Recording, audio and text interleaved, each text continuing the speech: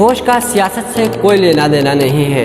پاک فوج پاکستانی قوم کی ملازم ہے اور ہر اس حکومت کے ملازم ہے جنہیں عوام نے اقتدار میں لایا ہو، اور پاک فوج اپنی وردی کی حفاظت کرے گی۔ جب ہم اس کتاب کا مطالعہ کرنے لگتے ہیں تو تب ہمیں اس بات کا اندازہ ہو جاتا ہے کہ جس کتاب سے ہمیں علم حاصل کرنا ہوتا ہے، جس کتاب سے ہمیں سبق یاد کرنا ہوتا ہے، جب ہم اس کتاب کو کھول کر یاد کرنے کی کوشش کرتے ہیں، ہمیں یہ اندازہ ہو جاتا ہے کہ زندگی اس پیراگراف میں لکھی گئی تحریر سے زیادہ مشکل ہے۔ انسان نا امید ہو جاتا ہے تو اسے ہر طرف اندھیرا ہی اندھیرا نظر آتا ہے، انسان کے اندر جینے کی صلاحیت جو ہے وہ ختم ہو جاتی ہے۔ یہ ایک تصویر جو 9 مئی کا ہے، ایک شخص اپنی ریاست کے خلاف آواز بلند کرتا ہے اور قدم اٹھاتا ہے کہ ان کو یہ پیغام دیتا ہے، اپنی ریاست اور اپنی بیوروکریسی اور اپنی اسٹیبلشمنٹ کو یہ پیغام دیتا ہے کہ اب آپ ہماری اوپر حکومت نہیں کر سکتے، اب ہم اپنی مرضی سے جینا چاہتے ہیں اور اپنی مرضی سے مرنا چاہتے ہیں۔ اور جب اس شخص کو یقین ہو جاتا ہے کہ میں نے اب ان کے ہاتھوں مرنا ہے تو یہ شخص اپنی زبان سے کلمہ طیبہ کی صدائیں بلند کرتا ہے، اور اس کا بلند کرنا ہی تھا کہ اس ملک کی اعلیٰ عدلیہ سے یہ اعلان ہوتا ہے کہ ہم 76 سالوں سے ہم خود غلام ہیں، 76 سالوں سے ہم خود جھوٹ بولتے ہوئے آ رہے ہیں، 76 سالوں سے ہم خود ناانصافیوں کے ساتھ دے رہے ہیں۔ اعلیٰ عدلیہ سے یہ اعلان ہونا ہی تھا کہ اس ریاست کے کالے بیڑیے قدر اور چادواری کا تقدس کا پامال کرتے ہیں۔ کہانی تو وہی ہے، فقط کردار بدلے ہیں۔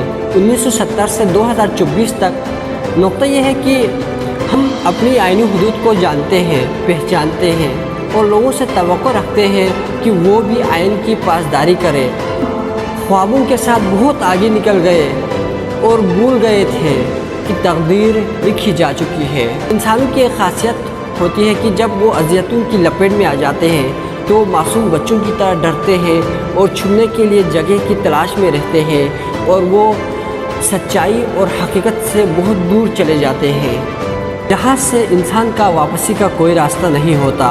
تازہ ایجاد ہوئی ہے میری بستی میں یہ رسم، تازہ ایجاد ہوئی ہے میری بستی میں یہ رسم، فتح کا جشن منا لیتے ہیں ہارے ہوئے لوگ۔ حیران اس بات پہ ہوں کہ یہ 9 مئی 1956، 1965، 1971 اور یہ شہادتیں وغیرہ یہ سب ایک ڈرامہ ہے، اور بس یہی سچائی ہے۔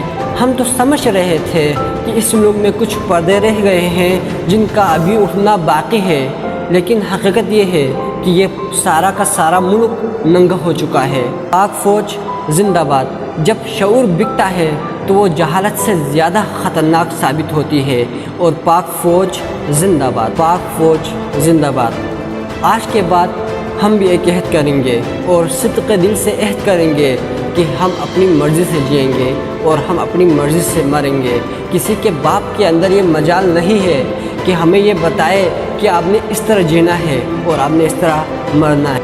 کوئی ہمیں یہ نہیں بتا سکتا کہ آپ نے کس طرح جینا ہے، کس طرح مرنا ہے۔ ہم مریں گے تو اپنی مرضی سے مریں گے، ہم جئیں گے تو اپنی مرضی سے جئیں گے۔ بتاؤ کس کا حکم ہے کہ تم ہمیں عذاب دو، جواب دو، ہمارے ایک الگ الگ زخم کا حساب دو، جواب دو۔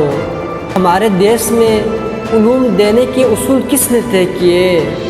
اس طرف اسلحہ دو، اس طرف کتاب دو، جواب دو۔ اٹھو یہ ظلم مت سہو اور بولو، خاموش رہ کر مت مرو۔ جو تم کو اضطراب دے اسے بھی تم اضطراب دو، جواب دو۔ یہ قوم اب تم سے جواب مانگتی ہے اور جواب تو دینا پڑے گا۔